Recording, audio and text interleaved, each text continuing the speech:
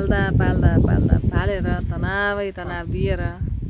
कपाल काट्दियो दारी काट्दियो बिचरा कान्छाले यस्तो गरे बापत राम्ररी भेट्यो त्यो हाम्रो कान्छालाई परेकी घर गृहस्थी गर्ने खालकी च्याट्ट परेकी केटी भेटिदिएपछि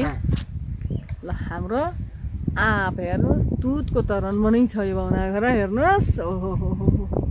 कागती पनि अब त 5-7 बुट्टा फलिराखेका छन् यो तेजपत्ता हो धेरै छ नि कुरा त अब के गर्ने यस्तै हो क्लियर बनाइदिए है ल ल चट्ट पारेर बाबाजी पनि सक्नु भएको थियो बाबाजी पुरै त्यही भएर अब बाबाजी नभन अब बाबा मात्रै भन दारी सारी काटेर बाबालाई